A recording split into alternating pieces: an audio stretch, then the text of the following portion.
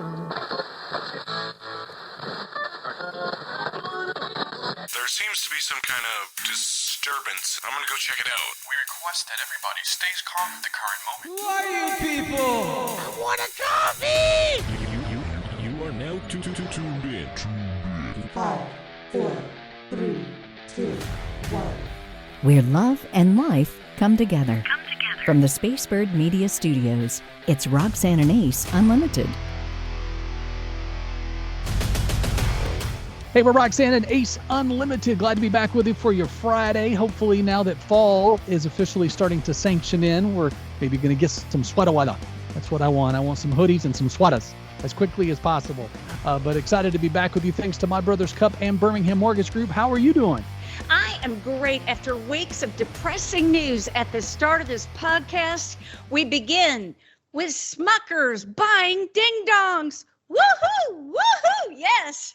I mean, that's a sentence I never thought I would hear in my lifetime.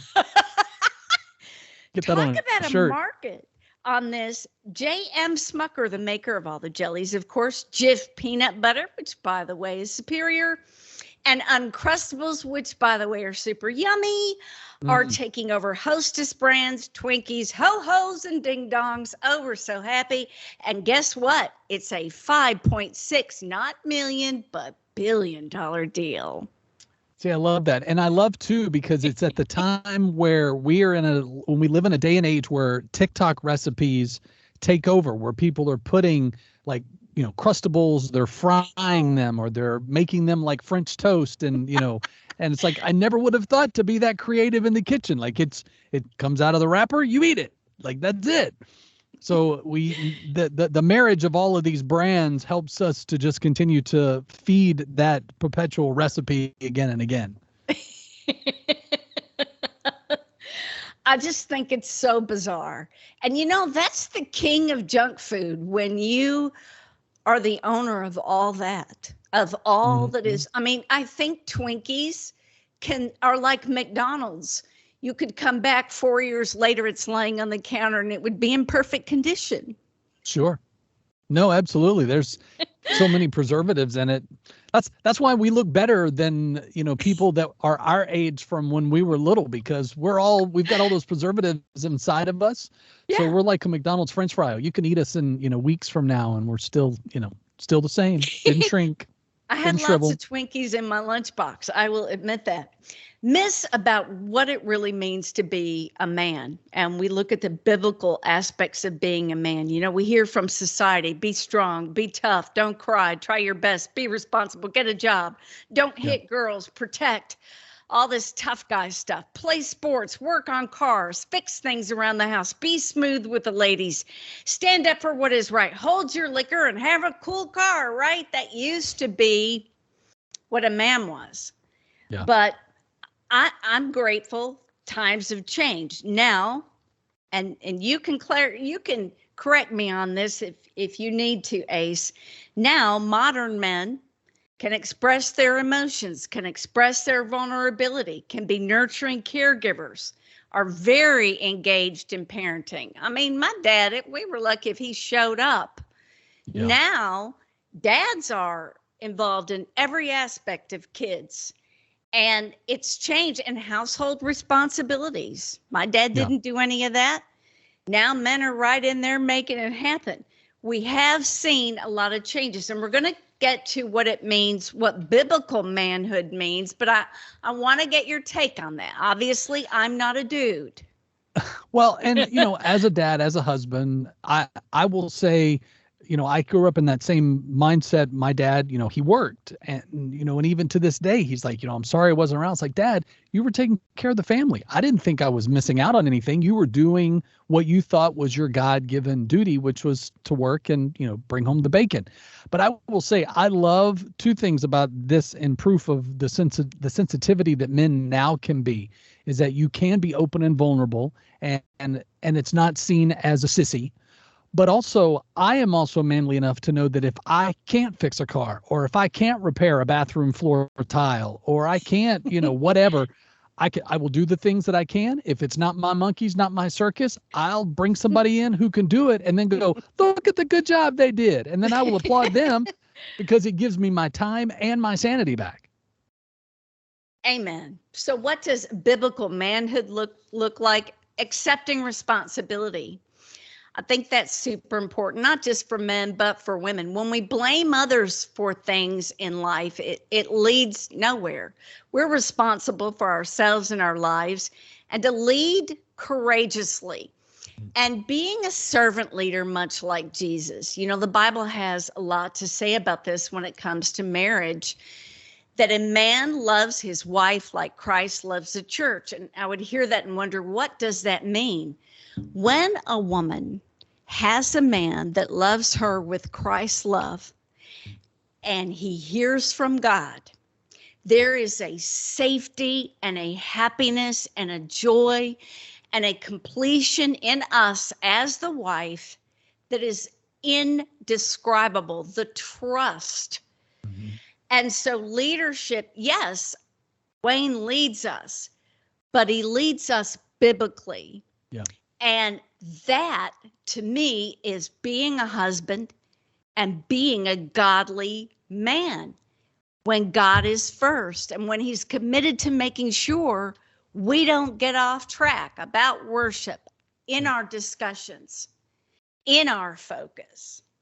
Yeah. And and now with adult daughters, I tell them, when they started the relationships they still have with their boyfriends, I'm like, do they treat you right and do they love Jesus? Like, those are the two main things, because I can't always be there. And I feel like I've shaped and tried to model. Hopefully you might not admit that you're looking for some things that are like your dad, but I've spent some time with these boys and there are some things that we connect with, and they're both, and I can see the looks on my daughter's faces are like, crap, we're dating dad. Like I see it, and they won't say it, and I'm not going to point it out, but it's the natural way when you do it the way God intends. I mean, set that tone. What kind of message are you sending to your kids of the kind of man that you want your sons to be and the kind of man you want your daughters to date? Like, set that example and let it be at the heart of who you are with Christ. Leading your family with values. And that's what our friend Turin Newell does at Birmingham Mortgage Group. Oh my goodness, this guy loves God and loves people, is crazy about, listen, his wife Andrea is brilliant and gorgeous. Yep. He's got the cutest kids ever. And he gets with you, and we're talking mortgages now. Placing God first, he prays with you, and he digs in and comes up with a way to make it happen for you. He believes in you, and he works so hard. Yeah. And I love the fact that he mentioned like programs to my wife and I that, like, what is that? Like, in all the houses I've owned in my lifetime and mortgages I've had, he was coming. I was like, man, are you like Willy Wonka? Are you like creating these things out of thin air? He's like, no, this is a real program that can save you. So find out about the savings, find out about the great deals and offers that he can get you. If you call him today, you can do so at 205-259-1656, or just go to BehamMortgage.com. Roxanne and Ace Unlimited. Our favorite part of our podcast is when we get to talk to fascinating people that God allows us to get to know even better. We have a friend with us tonight that is truly extraordinary. I mean, you want to talk about a powerhouse speaker. She's an author. She's a mentor. She can go into your business and train folks on how to be strategic, how to be successful. You can hire her to do that. And she's really super funny. I mean, if you need a comedian that's clean, that's going to light up the room, here she is. Her testimony is fascinating. She shared it. I want her, if she's willing to do that here. We welcome to the show the Queen of Flight. That's her website, queenofflight.com. You have got to go see her. She's so cute. This website. Oh, we welcome to the show, Stephanie Byrd. Thank you guys for having me. So, Stephanie, we've known you for a while, but for those that are meeting you for the first time, what is that motivator from your own personal story that drives you to where you are in ministry as an author, as a speaker, as an encourager? What is it that is always there? I know. Been there, done that, burn the t-shirt. It is. So honestly, the moment that I accepted the crown that God had been trying to place on my head since I was born, it literally served as a trajectory for the course of my life. And I literally wanted to spend every moment moving forward making as many people as I could encounter feel that exact same thing. There is nothing that I've encountered that can counter the feeling of knowing that you are the heir of the Most High God. And I don't know how else to put that. It literally drives me every day with parenthood, with being a wife, a mom, even in my 9 to 5, just everything. I just want to feel that feeling all the time of just knowing that, hey, I'm the king's kid. You can't talk to me any kind of way. I can't talk to you any kind of way because of whose I am and what we represent. And I wear it as a badge of honor every day. But Stephanie, it didn't start out that way. So take us back to your childhood, if you would. I will. So I was born what is considered a safe haven baby. What that means is that my biological mom left me in the care of the hospital nurses when I was born. So I was born in Jersey City in the mid to late 80s. Put that together. Okay. So I was in foster care for about 1.5 2 years of my life, and I actually got adopted. And a lot of the times people are like, yes, adoption, right? You want to give a loving child a home. In this case, however, it wasn't the best place for me. It was actually an abusive situation. So I ended up going back into foster care where I stayed until I was age 21, because that's like the limit. That's as long as you can stay. And a lot of identity crisis, tons of dealing with the spirit of rejection, a lot that actually was my outfit the vast majority into my adult life. I couldn't figure out, whose am I? I don't have family. I don't feel connected to anyone. I'm just here. I dealt with that a lot. And a lot of times the enemy still tries to remind me of that. And I just have to show him my crown. But you had something pretty amazing happen in your 30s. Tell us what happened. Okay, give me an extra hand. I did a lot of stuff. I had babies. Sorry, 30s was a long time. But in your official adoption, like having a mother to lean on as an adult when you didn't have that as a child, talk a little bit about that. So I found out I was adopted as a fluke. I don't know if you guys knew that, but I was never supposed to find out that I was adopted. It was like someone was talking too much in the family and I found out. Yeah. So when that came out, my adoptive mom, she told me, she said, well, I never wanted kids. And the only reason that I adopted you is because my mom told me that it didn't look right for me to be single in my 30s. She was in her 30s when she adopted me. And so her mom, but she didn't do it out of love or because she wanted to give a kid a loving home. She did it to appease her mom, who was also spewing rejection and hate on her, things I understand now as an adult, but didn't then. So the whole premise of her getting me was just, it wasn't founded in anything righteous. It was because someone else told her it didn't look right for her to be childless. And that also, I still think about that, like, one, how do you have the guts to tell a kid that? Like, I'm pretty sure I wouldn't just say that to like a 9-year-old, but sure. If you think about it, that is, I don't know. That's just something that's always just weighed so heavy on me, right? Like you didn't even get me because you wanted me. And I used to joke all the time and say, well, you had the receipt. Why wouldn't you just, like return to sender? I understand now that it was part of a plan way bigger than mine, but that I think really was holding hand in hand with that spirit of offense and rejection. Stephanie, talk more about how you've been able to overcome, and you say you still struggle with it a bit, this rejection, because it's a theme for a lot of people. It's what a lot of people have been through with parents and with spouses, with siblings, that you're just abandoned and rejected. And there's so much hurt in this world. And I know scripture talks about us being a royal priesthood, that we're adopted into God's family, which means we're a princess. You talk about that crown, the royal mentality. Tell me how the Lord has been able to help you with this rejection that has been first and foremost in your life.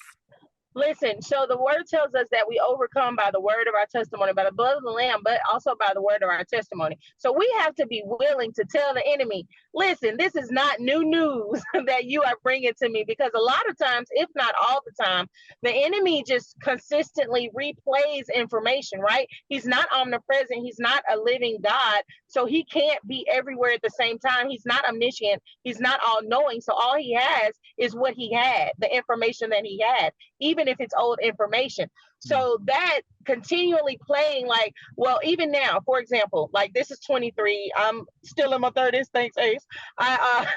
And my children don't have, on their mother's side, they don't have biological grandparents, right, that they can go and hang out with. Grandparents' Day was this week. We're talking about currently overcoming by the word of our testimony. And the enemy will try to seep in. Actually, he'll try to come in like a flood. He doesn't seep in anywhere, and try to make me feel like, ah, man, you too bad you don't have a mom. They would have had a mom for Grandparents' Day. Well, you know what, devil? Those children are surrounded with so much love that they'll forget that today was Grandparents' Day. And that was honestly my prayer. Lord, let them be surrounded with so much love and fun today that it doesn't even faze them that they didn't have grandparents there to support them. And it is not a destination, it's a journey. Overcoming, for I am of the belief that overcoming is a journey. You have to consistently deny and replace those lies, and immediately don't even let the enemy get his sentence out. As soon as you start hearing things that do not line up with what God has already spoken and confirmed about you, immediately snatch it down and cast it back to the pit of hell. Amen. So you've written a book, Are You There, God? My Lemonade Has No Sugar. I think we can all identify. The humor alone engages the audience, but where is this spark from? What are you hoping people take away from this? That it gets better, right? A lot of times we have to play the hand that we're dealt. But the amazing part of that is, because we, again, serve that all-knowing, powerful God, nothing catches him by surprise. So please know that if you find yourself with a little tart lemonade, or your beverage is just a little less sweet than you'd like, sugar is on the way, and his name is Jesus. I have never heard Jesus referred to like sugar, so this is a first for me. I'm digging it. I love that so much. Listen, you mentioned your kiddos. Stephanie, I want to talk about that. When you have a childhood that's not really ideal, I think the enemy tries to plant things in your mind that maybe you're not going to be the best parent. Maybe that hasn't happened with you, but if it has, could you share how you deal with that? I fight so much mom guilt that it is uncanny. I was afraid to have children because I was so literally terrified, to the point that it was actual tangible anxiety that I would turn out like my mother. And I could not imagine making another human being have to deal with that for so long, that I didn't want kids. I wanted to be like the rich auntie. I just wanted to, come get them on the weekends or something, because I didn't want to be responsible for anyone else's just agony. And I wouldn't dare want to cause another person that much pain. Obviously, the Lord had other plans, and I went from living in a group home to running one.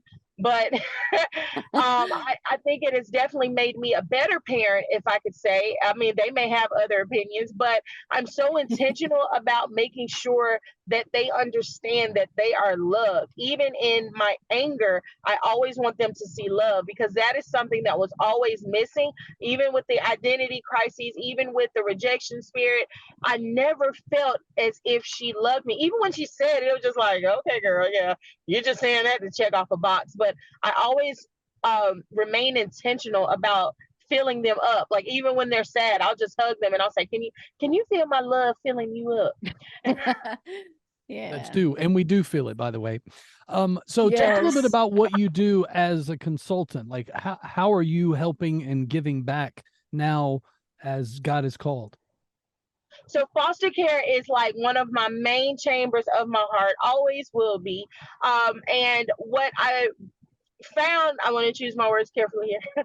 What I found to be a common denominator when I was in foster care is that everybody wanted your story, right? And I get it. That drives donations, that helps us to reach our bottom line. But I noticed what was happening is that so many people were asking these young people to tell their stories, and they had not yet healed from them. And so they were unopening that trauma box all over again every time. So after these events, the kids are literally dealing with trauma. Like, I've witnessed it. Kids are actually breaking down, having to relive all this stuff for a conference, for a speaking engagement. And so I vowed that I would empower young people to tell their story from a perspective that does not cause them to have to relive that.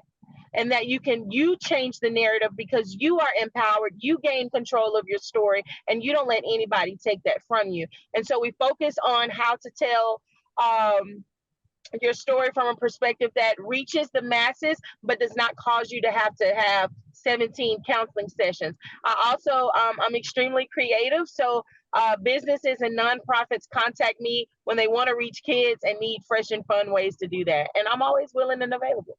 Queen of Flight, how did you come up with that? What does it mean to you? So your girl is going to help you take off. Okay. So I am extremely gifted, and I don't say this arrogantly, I boast in God, but God has truly blessed me with the gift of the aha moment for people. It came because actually my friend dubbed me that name because I would just always have creative ideas. People would be like, there's a girl now, she lives in Arizona, and she wanted to open like a boutique up, but she didn't know which way to go. And I was like, you should name it Cacti Couture, and it's thriving. And so I've always just been blessed with that creative measure. And so it helps people to have that takeoff moment of, oh, I get this, and they can run with it. Because the Bible tells us, right, you write the vision, you make it plain, so when you get it, you can run as fast as you can. And I'm going to help you take off, and I'm just the queen at doing that. I love that. Stephanie, before we let you go, what would you say in encouraging? I know the time flies. We could spend weeks together, but what would you say to someone who is still struggling to encourage that inner child because they don't feel like they've heard from God or don't have that relationship, but you've had a chance to see where God had his hand in your life through even the worst of situations? What do you say to that person today? Well, the first two words that fell in my spirit were look again. A lot of times we are looking through a one tunnel lens, of the one lens that's only showing our pain. It's only showing where we currently are. And so I would challenge them to look again. And when you look again, you'll see a loving Savior with his arms open wide, willing and ready to make that exchange, because the Bible says that his yoke is easy and his burden is light. So he wants to exchange your heaviness for his completely empty and available to carry yoke. So just look again so you can see that. Stephanie Byrd, you are astounding. We adore you. queenofflight.com for more information. If you need coaching, mentoring, somebody who could just come in and be a fabulous public speaker, comedian. She's just extraordinary. We wish you the best and congratulations on being at Highlands College. That's so exciting. Please pray, friend. Pray. These people, listen, it's not for the faint of heart. They probably, like, oh, it'll be easy. They're going to talk about Jesus. It's going to be like Sunday school magnified. Girl, it's not. Yeah. It's serious study. It's an accredited college, and they get after it from what I hear. But you will succeed at that like you have everything else in life. A beautiful mom and wife, and such a lovely person. We're so thankful you were able to join us. Oh my gosh, I love y'all so much. You know the answer is always yes, if I can. How to recover from a bad fight with your spouse. And maybe you're one of these people that says, we never fight. But let's be real. You find common ground. And here's a way that a licensed marriage therapist says to go about it. You say something like, it sounds like you were really hurt that I didn't show up on time to the event. I would feel the same way. You know, I'm really going to prioritize. I know it's important to you for me to be on time, so I'm going to prioritize that because I care about how you feel. Do you see the diffusion and the calm that goes into that? Yeah. And if I say it once before an argument, I probably say it 3 times because I want my wife to know I'm mad at the situation or the decision that we're having to make about something. I'm not mad at you. So if I'm venting, I'm going to go, give me 5 minutes to let out all my emotions on this. And then let's figure out what we're going to do together. So that's important because a lot of times you can say things and then it can be immediately absorbed as that, well, you're mad at me, like it's my fault. And then all the blame and all that. And then the fight becomes about something that it's not. And then you're like, wait a minute, how did this start? And then you don't even remember how it even began. So just, disclaimers are good. It helps make a difference in getting over it quickly. Couple of other things to use humor. That's always great. It can snap you out of anything, really. And try a physical connection. I know a lot of people are like, yeah, we just fought. Don't touch me. But for somebody who's, into being physical, and I'm not talking about we go straight to, I'm talking about hand holding, just looking at each other, just a gentle, just some kind of touch. Yeah. Remind you of that connection that is uniquely yours. Yeah. And you could always do the Bill Engvall where he says, argue naked. So that's between you. Or at least the guy could be shirtless. I don't know. I haven't tried it yet, but they say, it's what they say. He really says that? Yeah. He goes, let's argue naked. He goes, but he went to try it. And his wife's like, fine, no, you want to argue naked? And she was ready, fist, fully naked. He's like, never mind, whatever, and he goes back to his thing. He's like, you win. Oh, new things for us to try to figure out. IJBOL. You probably know what that is, Ace, because you're up on all these new technologies and the new language of the day. But it's IJBOL. Very simple. It just means I just burst out laughing. Apparently, LOL, which is laugh out loud, is not cool anymore. Yeah. LMAO, laugh my off, yeah, is not cool anymore. So now I got to remember, what is this? IJBOL. Really? Really? I've not had anybody use this on me, and I don't know that I would comfortably use it. I'm still an LOL guy. I guess that's the Gen Xer in me.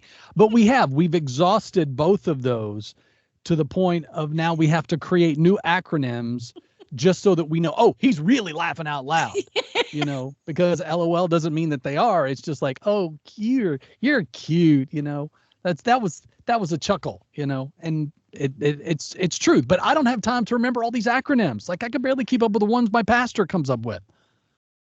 Well, and there's where I get into mom mode, because when my daughter was texting with her friends in the car with me, which was a no, I just envision in my head them using all these acronyms, and boy, I want to know what they all mean. Like your parent hovering, there's one for that. I don't remember what it is, but yeah.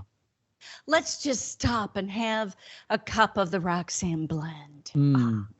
Is there an acronym for that? Just a big ah. And you know what's coming up before we know it? I mean, we're almost at fall. Yeah. And guess what? Christmas is almost here. And you've got somebody on that list that has everything.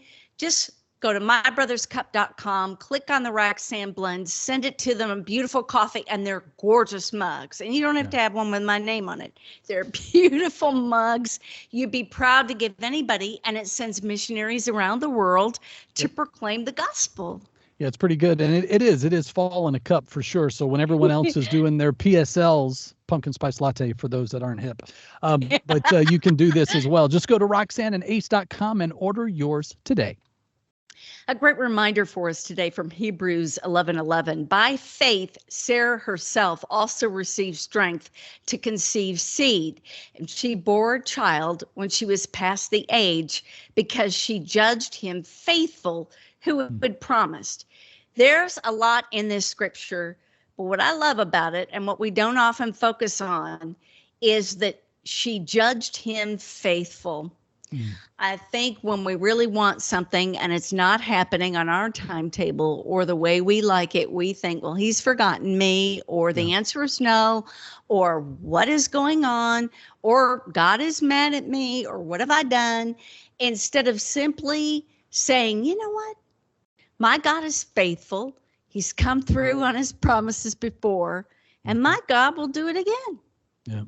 Well, and I think too, when you think about those moments where you're like, well, God's not answering my prayer. Well, have you really let go? This is my gut check. Did I really let go of the thing that I'm praying for so that he can do what he wants or needs to do?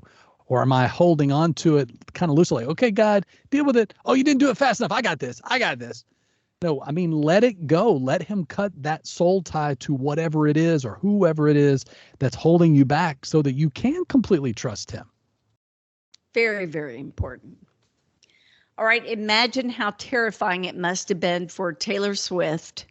Her Tribeca building, there it is. She's got all the security in the world. And guess who managed to get into her place?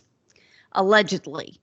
43-year-old Ashley Arbor, who started out at a Greyhound bus from Atlanta, I don't know how he found out where Taylor was, but he talked his way into the building. He talked his way into her hallway. And right when he was about trying to figure out a way to get through the door, an uninvited visitor saw him, made a call to New York City police, and boom, here's the quote.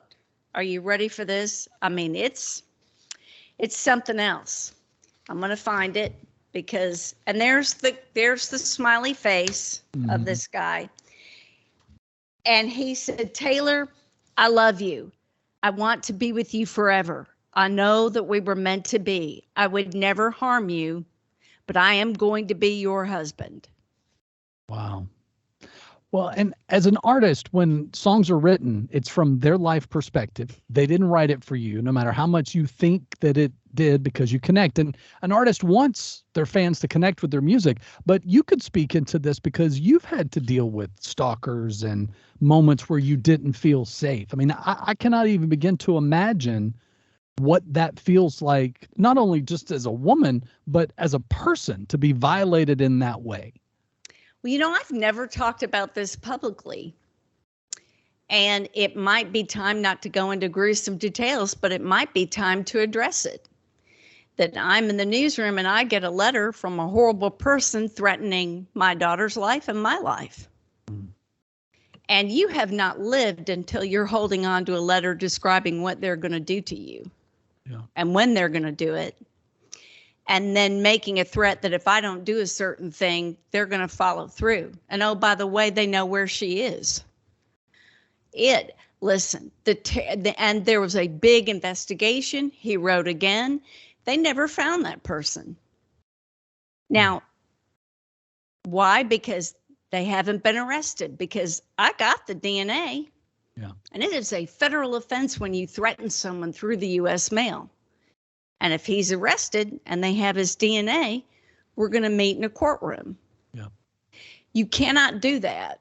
And when you involve someone's child, there is an element of it, and I'm not saying I'm all that special. I mean, many of the news anchors, we're in Central Alabama, had been followed, had been called names, had been sent odd things in the mail. I mean, this is very common. But it's funny that I've never addressed it and publicly.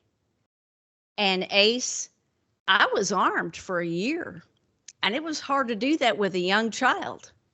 And people that don't like guns will get all mad at me, but they thought this person was a pedophile and they thought they had him identified, and they couldn't protect me 24/7. Yeah. So I got a gun legally. I learned how to shoot it legally. And I was allowed to carry it to work.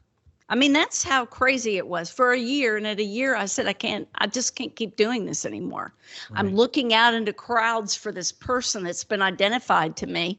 And by the way, it wasn't the right person. How's that? Gosh. So I'm all armed, ready to get somebody. So not to go off and veer in a direction, but in a way it feels good to just, talk about it. And he's not the only one, this person. And they said he's probably got bored of me and has moved on to do that to other people, which is just terrible. But yeah, you don't know in this world anymore if someone will act on the threats that they make. That's what's so sad. I want to love everyone with Christian love, and I want to forgive. Yep. But I also want to be alive, and I want to grow old, and I want my daughter to be okay. So what a crazy situation. Yeah. And I'm glad Taylor Swift is okay, but it just lets you know. I mean, this man is fully convinced they were meant to be. Yep. Wow. And he appears in court in October. And I don't know if they make her go to court for that. I would think because so. he would want that.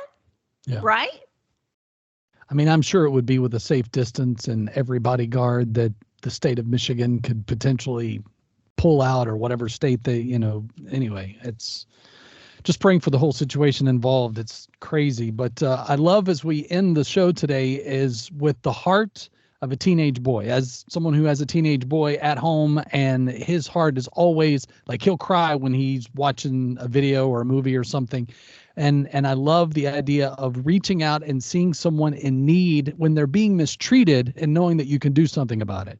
Well, this is a senior in high school, 18 years old, in New Jersey. And he found out that 1 in 5 students between the ages of 12 and 18 report being bullied during the school year. That's 166,000 teenagers admit to skipping school due to bullying. Why? Because they're homeless, or they're poverty stricken and cannot afford to wash their clothes. And they're humiliated. Just so upsetting. And they're humiliated by this. And so the student, Jimmy Tom Riddle, that's probably not how it's pronounced, but I'm taking a stab at it, said, you know what? I'm going to do something about this. And so he wrote, this is so cool, to all these laundry services. And finally, Whirlpool got involved. And they donated washing machines and dryers, and they had a drive to get laundry detergent and the things needed. And then the students with an app make an appointment to do their laundry, and it's private and it's free. How awesome is that? I love it. It kind of reminds me of like the backpack. I can't remember what organization it is, but they do the food in the backpacks, and you can't tell if the kid has food or if they have school supplies or what, but they do it very discreetly so the kids don't go home for dinner or summer meals even sometimes, so that it is done with an etiquette that helps them feel better, that they're not being isolated out with the special bag or whatever, So I love when people see the hearts of those that are hurting and they do something. That is totally what would Jesus do. So be like Tom Riddle. This is great. I love this. So as we wrap up, take it with you and let it inspire you this week. Of course, share, like, follow, and tell others about the show so you don't miss future episodes. And we want to say thanks to My Brothers Cup and Birmingham Mortgage Group for making things possible. Roxanne, have a great weekend. I love you. Love you so much. Enjoy. You've been listening to Roxanne and Ace Unlimited. To make sure you don't miss future shows, you can subscribe anywhere you like to podcast and catch up on anything you've missed. Find out more at RoxanneandAce.com. Roxanne and Ace Unlimited is a production of Spacebird Media.